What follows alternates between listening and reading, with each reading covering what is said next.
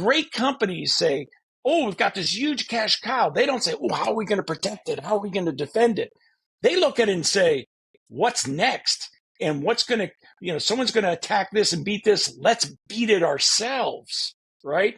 That's what great companies do. Why is innovation so critical for businesses? If you want the company to succeed and you want it to grow and thrive for the shareholders, for the employees, you've got to bet on innovation. It's got to be your number one priority. What is the good time to start thinking about building the next product? They killed the product that created and saved the company.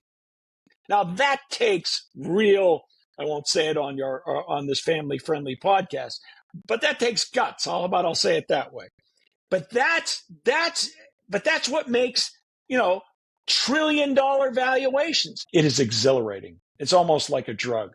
When you can take a product and solve a problem and have an award-winning product that makes a difference and is used by, companies or people, around the globe, it's about as satisfying as it gets, but it's really hard to do.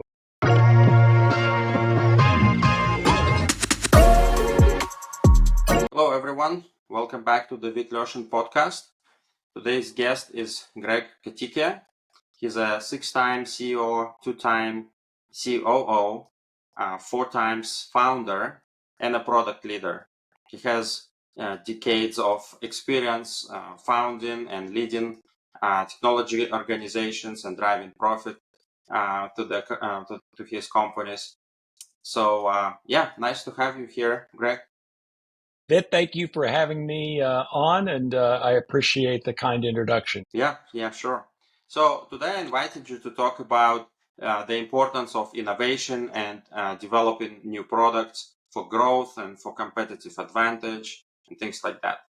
So, but before we jump into the topics, if you could tell a little bit about your background and the work that you do now. Sure. So as Vit said, my name is Greg Coticchia. I like to think of myself as a product guy, a product leader.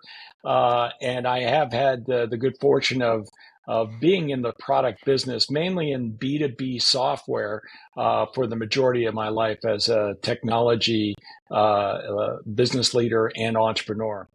Very early on, I am an industrial engineer, or as my father kindly called it, an imaginary engineer.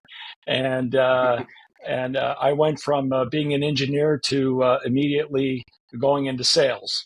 And my mother only cried for about 6 months, but she got over it. And I enjoyed selling because I really was problem solving as well as being an engineer. But that problem solving eventually led me to wanting to be a product manager and owning the what of the, as I like to say, the what of the product. What is the product going to do? Not necessarily how it's built or how it's architected, etc.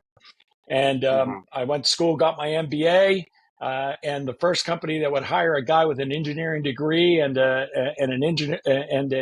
sales experience was a startup. And way back when dinosaurs roamed the earth, startups weren't as exciting as they are today. You told people you were an entrepreneur working in a startup when you were out of work. So, but I soon fell in love with the idea of not only creating new products, but innovating new spaces through creating new businesses. And so the first half of my career, Vit, was all around launching new products. And I've been very fortunate to be literally involved with hundreds of new products, whether they were built from scratch, the story of, coming up with an idea in a garage or in the second bedroom of a townhouse and figuring out what to build and testing those ideas, and launching many of those products successfully. And the second half of my career has been really about leading companies. And I like to think of companies as products themselves. In essence, I know there's a lot of religious issues about is the product manager the CEO of the product. And while there are significant differences, there's a lot more similarities, I think, than people think. And I always treated the products that I led, the companies I led, as I would a product management person. I recently left a company called Sophion that was in the innovation and new product development space. So I got to actually work providing software and services in the space that I've been involved with as a professional in my life. So that was very satisfying. And now I am with CEO coaching as well as SE Healthcare. So I help coach other CEOs.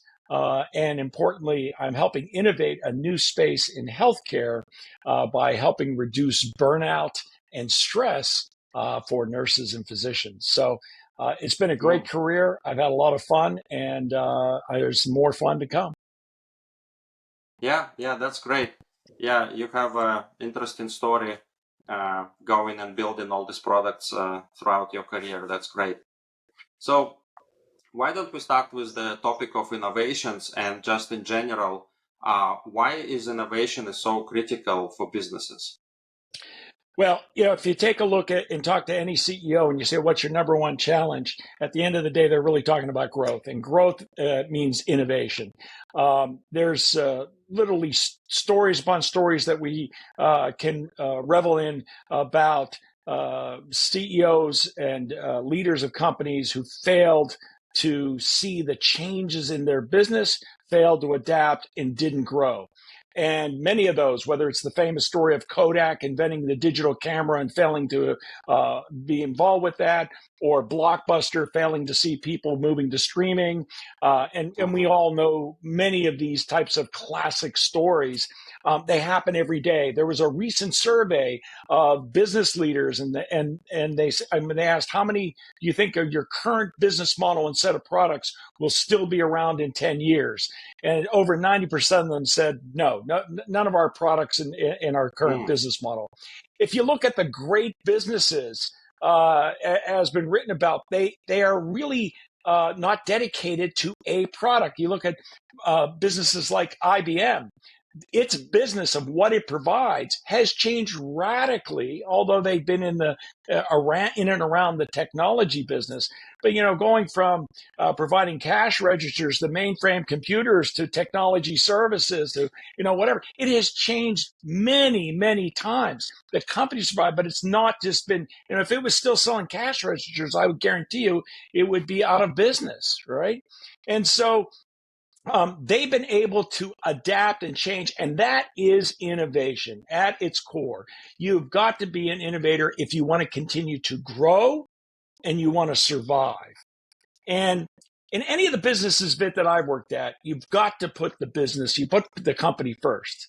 And if you want the company to succeed and you want it to grow and survive for the shareholders, for the employees, you've got to bet on innovation. It's got to be your number one priority. Yeah, so innovation equals growth. That makes sense.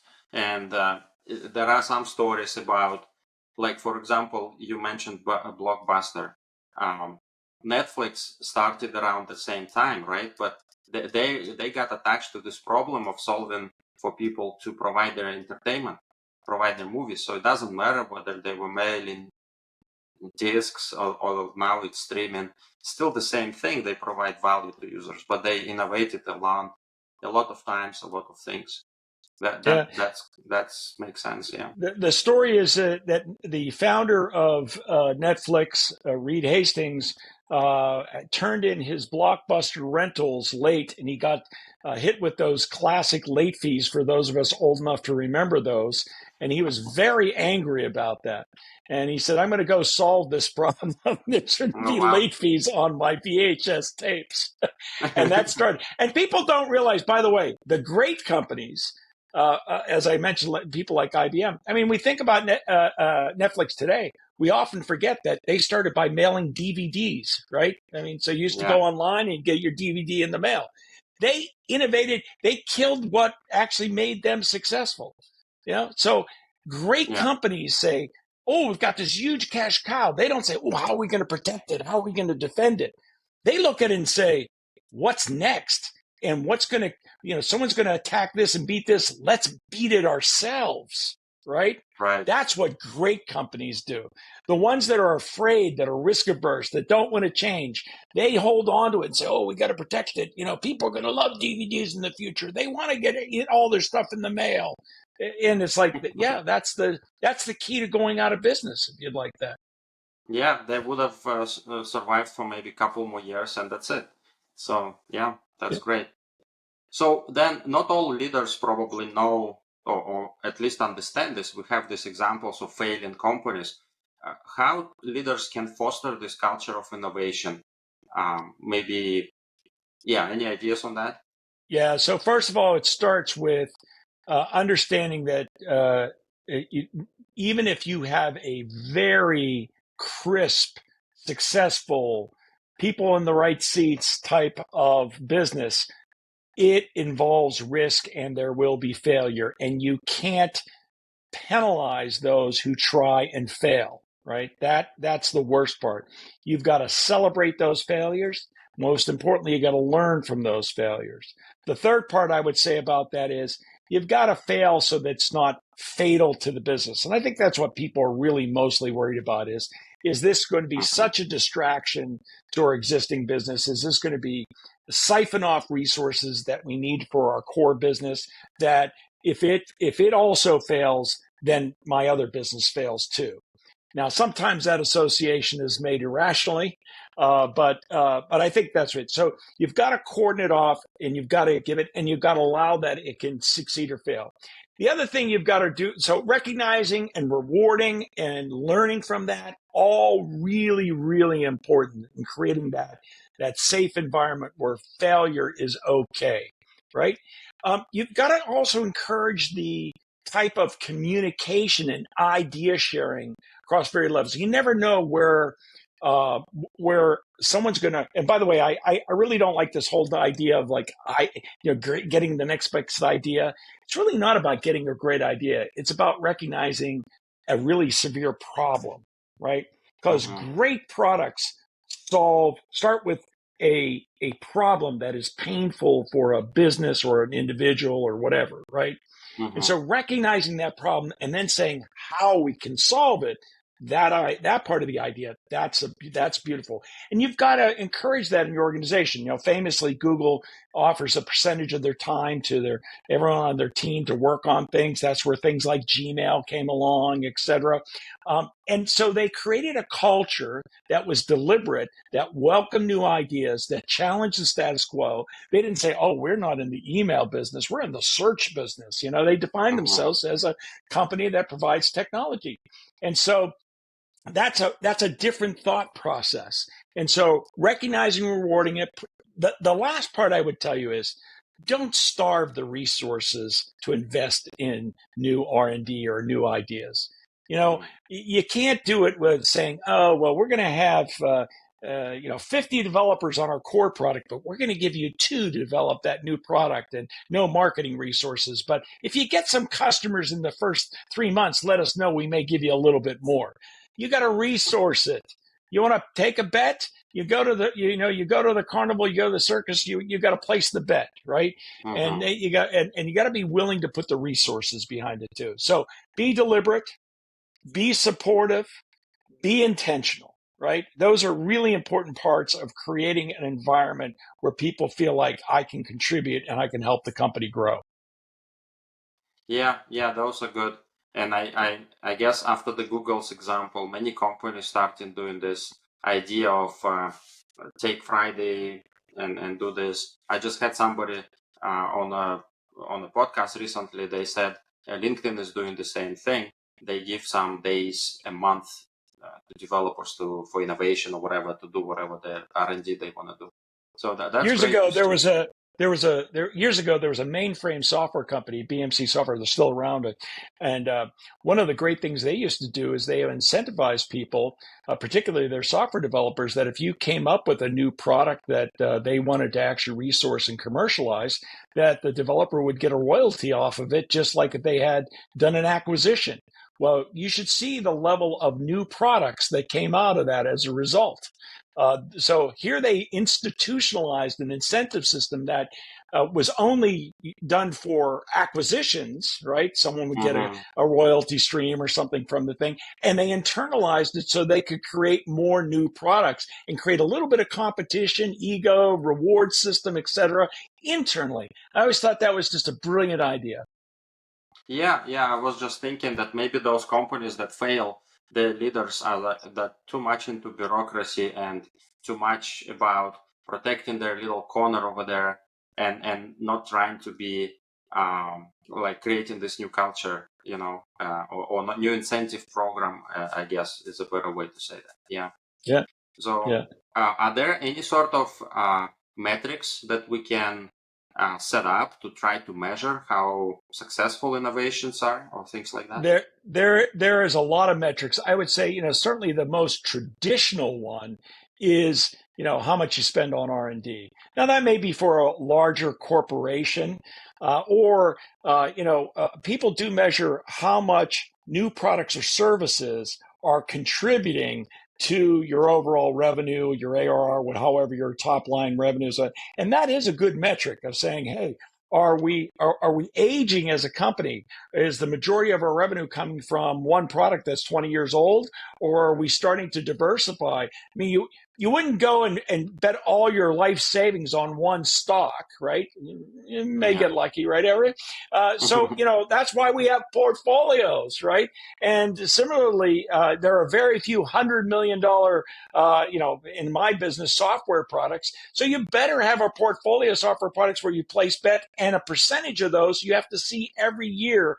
How are they growing? And are we placing our bets, and are we growing our business? So the growth model has to work that way. And you have to start seeing how that's done. Other things are important too. Do you have a model that you have metrics where you're trying things and you're killing things along the way too?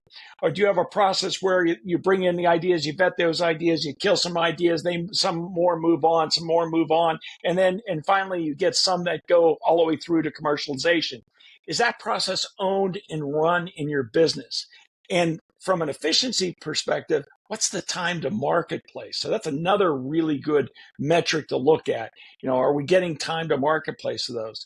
But in general, I think Mm-hmm. contribution by new products and services, percentage investment spent on that, whether it's time based or whatever your currency is, Mm-hmm. those types of metrics are going to tell you whether or not you're dedicating enough to new products and innovation. Yeah, yeah, that makes sense. And then another question around innovation is many times companies already have something, they need to keep the lights on. How do you balance between this? Like we just talked about, you're gonna give people 2 hours per week for innovation. That's probably not enough. Um, like how do you Yeah. prioritize this? Yeah, there's a lot in that question to unpack, Vit. And you know what? I look at it not so much as to the latter part of your commentary about how you make people prioritize it, but I will tell you that it is human nature that when you finally get a product to success and it has revenue and it has customers, that's such a hard thing to do. People don't realize how challenging it is to get there and how rewarding it Hmm. is.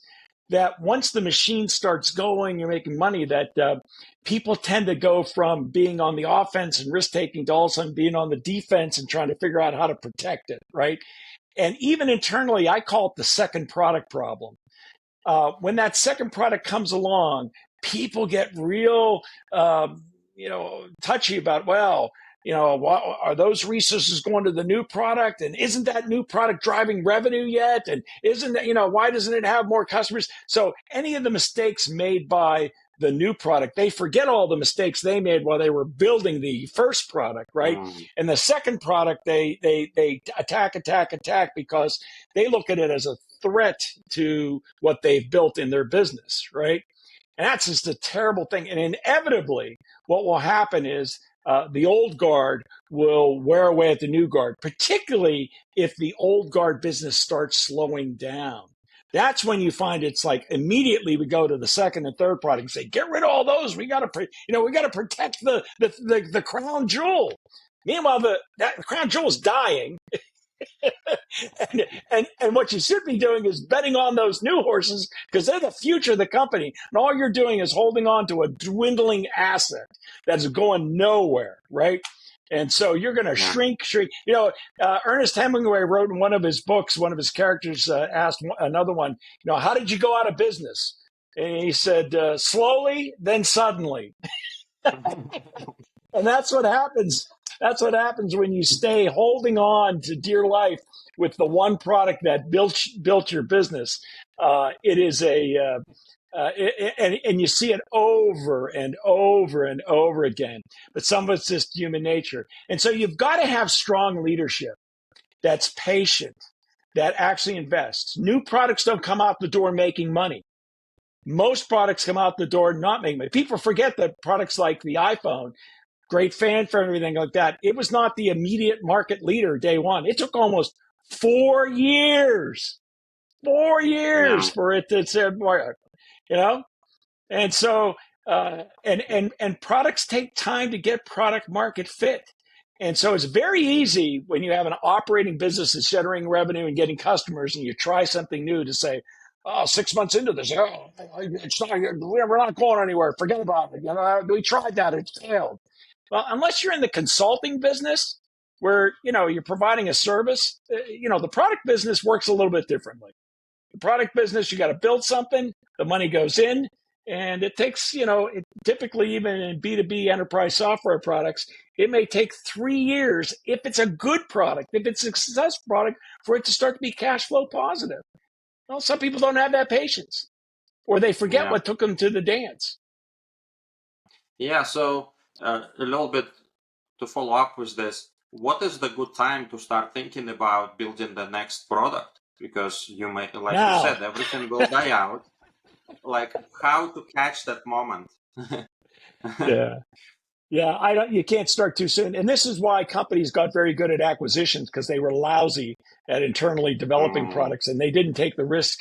And it was all had to do with culture. Internally, they couldn't get there. So they said, well, we'll let somebody else build it, figure out the product market, get the things and let them take the risk. It'll be cheaper for us to buy them than it will be for us yeah. to do it internally, which is totally demotivating to the existing, internal team and company. It's like, we could have built this thing ourselves, and they went out and paid, whatever for this product.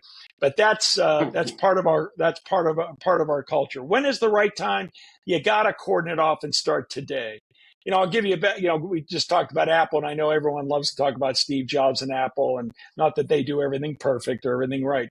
But again, another example of attacking what got you there. Can you imagine Steve Jobs acquired by his old company when he was working? He was with Next at the time. He had been booted out of Apple. He gets acquired by Apple. It gets put in. He tries to right the ship through skinning it down, and they bring out this thing called iTunes and the iPhone or the iTunes and the iPod, right? The Yeah. iPod first. So the iPod literally is a product that saves the company. If it wasn't for the iPod, Apple wouldn't be here today. They killed that product. They killed that product with the iPhone. And they could have milked that thing for another. And is there a category called MP3 players anymore? No, doesn't exist, No. right? But and by the way, what's even more stunning is the iPhone has nothing other than music playing and streaming of music in common with the iPod, right? They didn't use that. If people remember, there was that famous wheel on the iPod, right? And Yes. I mean, that was the thing. You notice there's no wheel on your iPhone. So Yeah. they didn't use anything they learned from that. They created it from scratch. They went and created another category and they killed the product, just like Netflix killed the DVD mail. They killed the product that created and saved the company. Now that takes real, I won't say it on this family friendly podcast, but that takes guts. I'll say it that way. But that's what makes, $1 trillion valuations. That's what builds valuations. That's the kind of innovation and new product development. They didn't wait for somebody else to attack them. They attacked themselves and they rode that horse. And so you can't start that, you can't wait till somebody attacks you and they're making progress, um, the game's over by then, and your valuation Yeah. won't pay for that upstart's valuation in terms of acquisition. So, you got to place your bets early. So there is a saying that just popped up in my head that you have to compete with yourself. Don't worry about competition. Don't worry about what other people are doing or other companies doing. Compete with yourself. Just become better than you were yesterday. And I think this is applies here. If you have something great that it's working, that's great. But tomorrow somebody will disrupt and you're gonna be out of business. So you have to constantly innovate. So there is no right time. Just do it all the time, I guess. Look through the lens at your existing business. Let's say you have a 20-year-old enterprise software product that has services, and say to yourself, if I were going to attack myself, how would I win? Yeah. And I guarantee you, someone's out there thinking about that already. Yeah. And Yeah. and either you're going to get there or they're going to get there. So the question is, how do you get there first? Right? What are you going to do to win that marketplace? And then what resources, how's that market going to develop?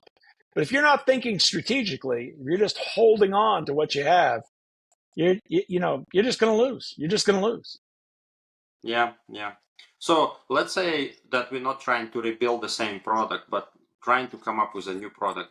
How one can assess market needs and figure out those problems, not by accident, but if I want to Right. start research, what are some strategies to do that? Great question, Vit. And people do, unfortunately, not only use the word ideas a lot, as I talked about earlier, but they also have this romantic version of the world where, these things come up by, lightning in a bottle.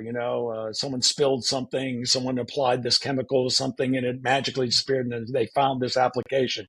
Unfortunately, Mm-hmm. real innovation doesn't work that way. Real innovation begins by talking with customers and talking, whether you call them customers or prospects. Since they haven't bought anything yet, I'll call them prospects. Um, Mm-hmm. and it starts with asking them about their as is situation. Again, let me say that again, their as is. How do they do things today? And by the way, so don't come with a pitch. Don't come with, I have this idea that's going to solve this or do this for you. Sit down and start with, how do you solve this problem? Like what is the process today? And how much time does that take you? What's involved with that? Is there, what are the things that are create issues? How much pain or gain is involved? How much benefit is there for you if you get it right? If you improve that, and how much pain is there in how you do that today? It could Mm-hmm. be a problem people have, but they don't spend money on it. We have things in our personal lives that, oh, I have this problem, that problem. But, you only have so much household income, and you're going to spend money on maybe the top two or three things. You're not going to solve all of them. Businesses are the same way. They're not going to solve every problem. They're going to say, well, yeah, it's a problem, but it's not a big enough problem. Mm-hmm. So it starts with active listening and good questions. That's where product discovery and innovation begin.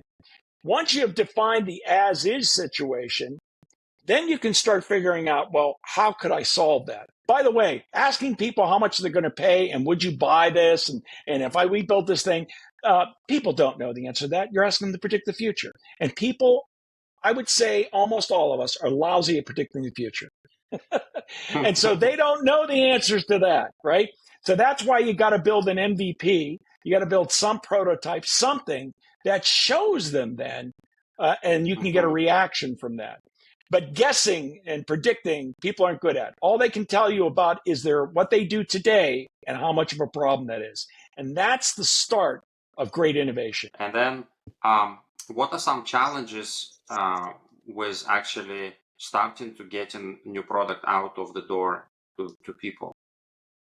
Well, I think it really depends on what stage of business you are. If you're at a startup, you've got to get the right team, the right people in the right seats, and you've got to build an entity, and you've got to get some type of funding in order to get an initial product to marketplace.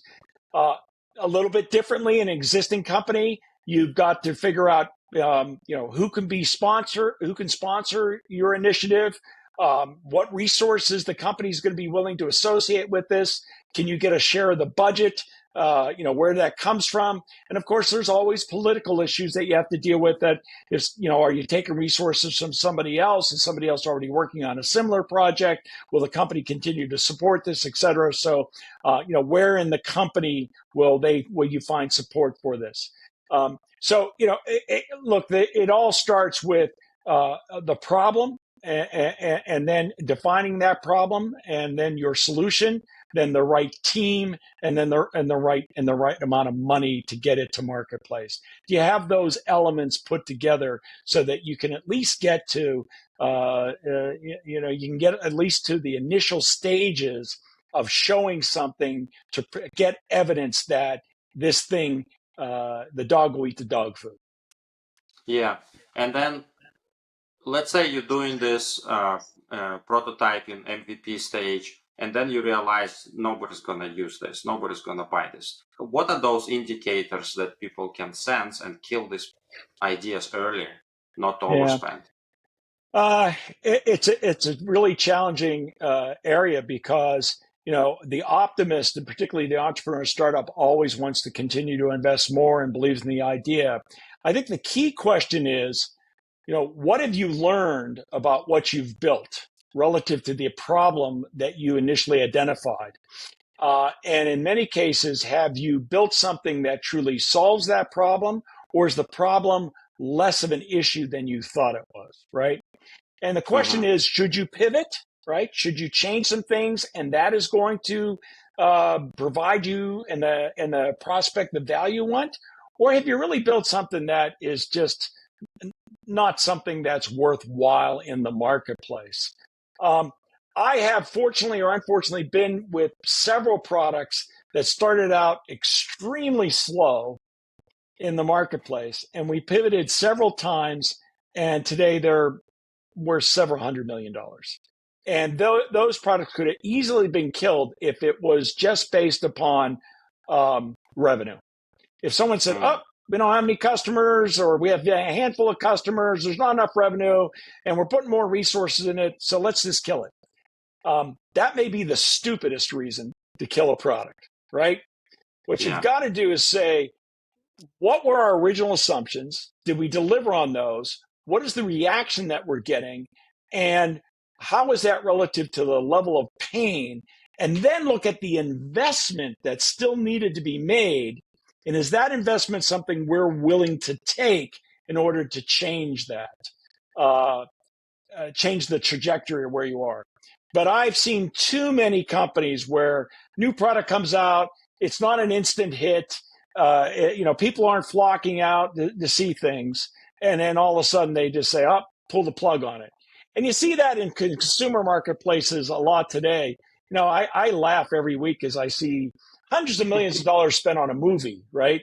And it's released, and it may cost $100 million to make, and $100 million to promote, $200 million, and they put it out one weekend, and it doesn't get it only gets $50 million.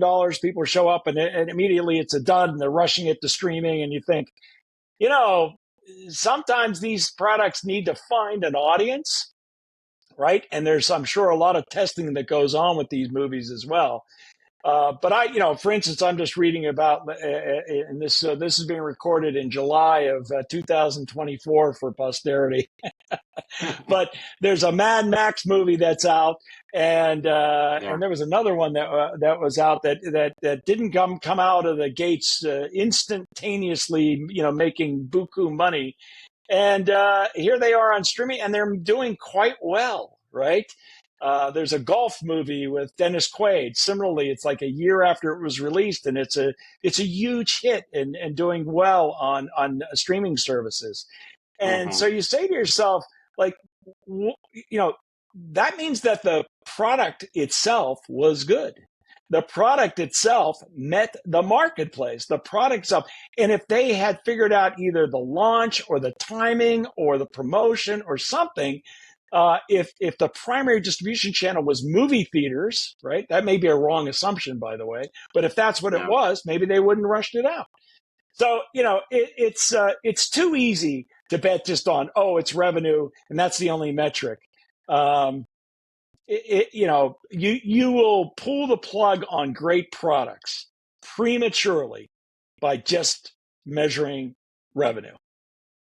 Yeah, just going back to those metrics, maybe need to measure a few extra things rather than just how much money it brings or how much you spend on it already and things like that.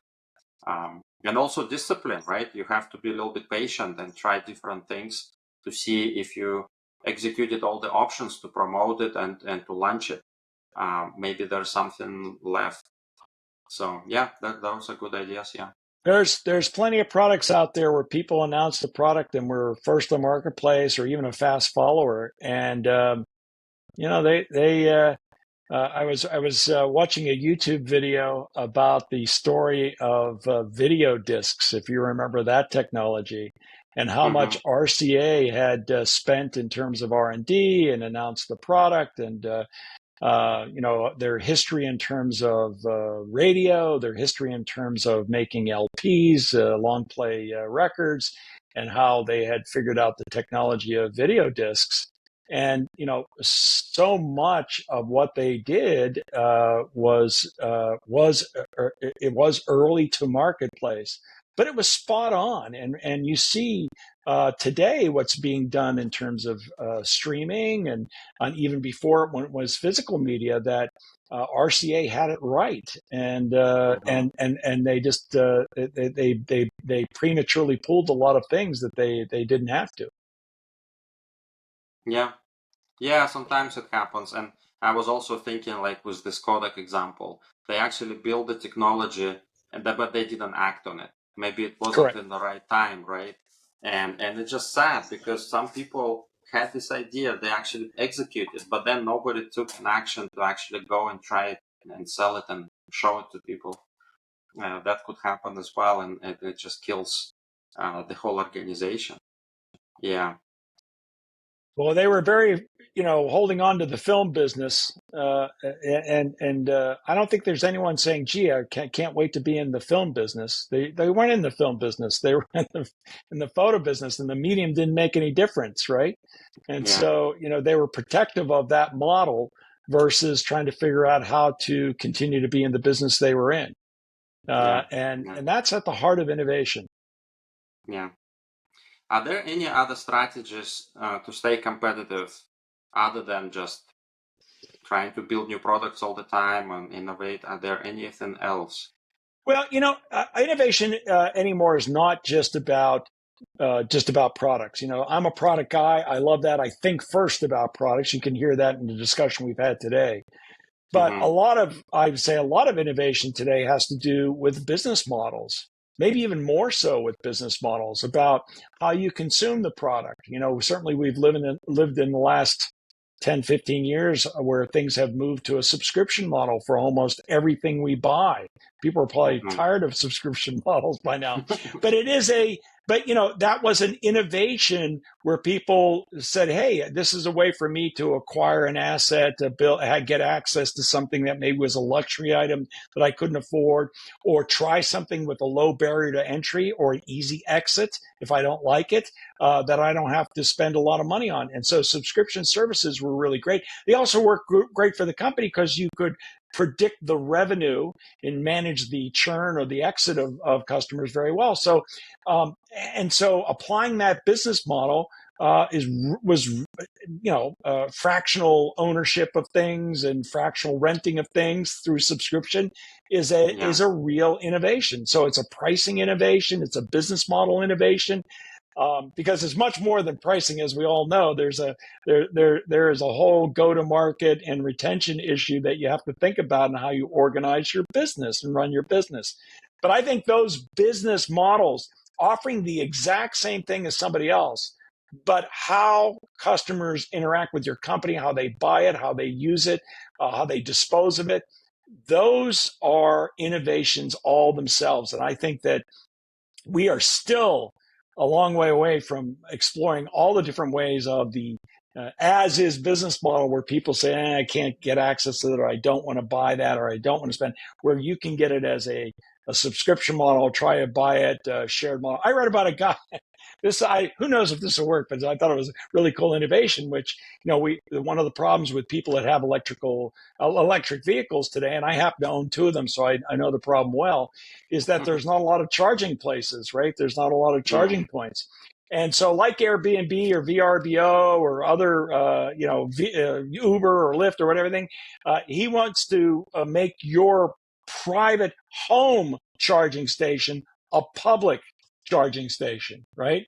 Mhm. So, and I've seen this with pools and other things, but it's an interesting model, and I don't know if it'll work. But I mean, he's not building anything, right? He's not investing any capital or anything. He's just uh, changing the business model for an existing asset, and that's real innovation too.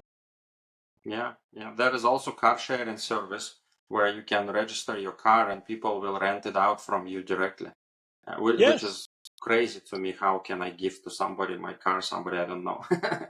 Uh, uh, and imagine you have a line of cars next to your house trying to charge Right. there.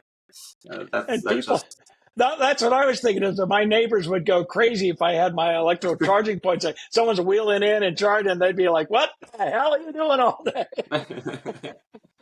But so I'm sure he's thought about these things as he looked at the ads. I mean, I'm probably just stating some of the obvious, but I at the same time, I just think that's great. He just took an app, figured out the business model, figured out the pricing. He didn't have to. I mean, certainly had to build some software and things and yeah. registration and understand laws and everything, but really not building a new product per se, right? It's really the business model is where the innovation is, and that's just it's a fabulous way of innovating.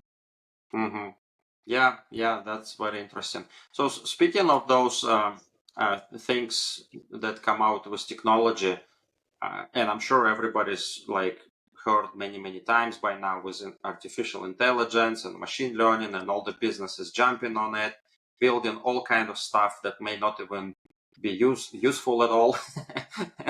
What trends do you see in technology world specifically that help with innovation and new products and take us Yeah. to the next level?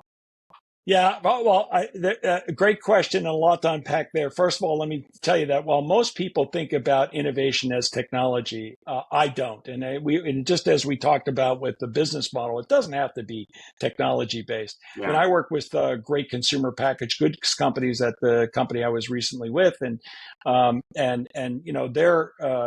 their definitions of innovation may be incremental product improvements or differentiation, new packaging, new flavors, new tastes, new ingredients, right? That look in a technical world as new features to an existing product, but to them it's innovation, and there is science that goes on behind that. So, technology does not always equate innovation. The other thing is, yeah, there's a gold rush going on with AI. And I'm old enough to have lived through one of the earlier generations of AI in the late 1980s. I actually worked for a machine vision and robotics company startup in the late 1980s when machine vision and artificial intelligence and expert systems and things called Lisp machines and all kinds of other things were out there, and they were going to change the world and revolutionize everything. And all the promises that you read in online and any article about how AI is going to eliminate jobs, though that was all. Go back in the late 1980s, you'll read lots of articles that say the same thing. That didn't happen. Now, certainly, I want to give credit where credit's due. We're a lot more sophisticated. It's been 40 plus years. We have better technology, we have better systems, and certainly it can do more easier, and it's more democratic. All of us have access to it. And so, this current generation of AI, particularly generative AI, is really a fabulous productivity tool. I mean, I use ChatGPT or some variant of it to create PowerPoint presentations, write a white paper, do a post, whatever it is, probably every day, right? Even to Yeah. rewrite something I want to write and get some feedback on it, whatever. And I just hmm think it's a fabulous, fabulous productivity enhancement technology. And we're still 40 years after the wave that I was in at the infancy of AI. And I think we haven't gone through the, Gartner Group has the hype cycle. We haven't gone through the trough of disillusionment yet with with AI, and we're going to go through it because there will be a trough of disillusionment. It's not going to create world peace and solve hunger and make people live 1,000 years. Right today it's a fabulous productivity aid that 10 years ago you couldn't even fathom. So it is a little bit like magic. So AI, certainly everyone's got to have an AI this or AI that. I think the real innovations that you see in the marketplace are people who look at existing problems and say to themselves, how much of a problem is this? How big of a problem is this? How many people suffer from this problem? And how can we apply a business model, a technology, maybe something that already exists to help unlock and solve that and create. It's a little bit of my marketing hat on. At the end of the day, you've got to create differentiated value. And it doesn't matter if it comes in a business model or a technology or a new ingredient in a candy bar. That differentiated value is why people adopt and embrace innovation. They consider it new innovation. And it's why companies grow, because people say, I'll pay money for that. And it sounds so easy. It's so hard. And I would say for practitioners like myself who have had the blessings of working in the space and working on lots of new products, it is exhilarating. It's almost like a drug. When you can take a product and solve a problem and have an award-winning product that makes a difference and is used by companies or people around the globe, it's about as satisfying as it gets. But it's really hard to do. Yeah, yeah, I can see that. So we're coming to the end here. So what would be your advice to business leaders, entrepreneurs for innovation and staying ahead of technologies or any other types of innovations? Yeah, first of all, I think going back to what you said is the existing business that you're in is going to go out of business. And the only way to prevent that from happening is for you to figure out how to attack your own business and for you to understand how other people attack your business and figure out what's right around the corner. The second thing is you got to create that culture of safety and failing and investment. When you kill that second product, everyone's going to remember that in the company, and no one's ever going to bring that second product up again. And now you've gone down a path, you made an investment, and you've sent a message culturally that that's failure, and you don't want to be associated with it. And so that's a really bad thing if you want to be in a growth business. Make sure that you're creating a culture and making the decisions that say, hey, we're willing to accept risk. We're going to learn from that, and we're going to figure out how to make it safe for you to experiment. The third thing is kind of what we talked about a little bit, which is innovation is not some kind of magical, romantic, lightning in a bottle, wonderful thing that just comes around happenstance because someone saw, X and Z together and they just put it together and had an aha moment. It's deliberate. It's process oriented. There are frameworks. You need to dedicate time and resources to it. You'll get better at it just like exercise. So if you dedicate resources to it and people to it, and you put process and frameworks around it, you'll get better and better and better at it, and you'll get better and better results. But if you don't practice it, just like a musician, if they don't practice every week and they don't go learn from the great masters, or a professional athlete, the same kind of thing, and you're just going to try out for the National Football League because you think you're really athletic, you're probably not going to make the team. So make sure you're practicing and putting in process, and those are important things. So I would say the last one, you asked me a question that was a very important one. Have some metrics. have some KPIs, put some objectives. When you have that annual planning meeting, we're coming almost to that time of the year here as we head towards the fall where people are going to have annual planning. What part of your planning is going to be a percentage of new products that are going to generate revenue? How much money you're going to put in R&D? How we're going to start contributing to our portfolio and measuring the portfolio success for our products and services. Do you have those metrics on there? Because if you're still betting on the same horse, the horse is going to die someday. So, make sure that you have a second horse or a dog or a cat or a squirrel or whatever else that you're selling too. Yeah. Okay. Yeah, that's great. That's great advice. That's a lot there. And thank you very much for your time today. It's been really a pleasure talking to you. Great information, great answers, and wealth of information there. Vid, Yeah. I really enjoyed this. Thank you for finding this, and thank you for the discussion. As you can tell, I'm passionate about the subject.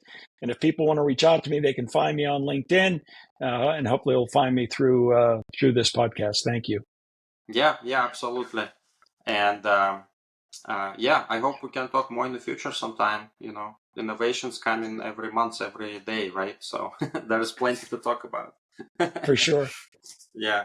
All right. Sounds good. Have a good Thank you, rest of your Vid. day. You Thank you. too. Bye-bye.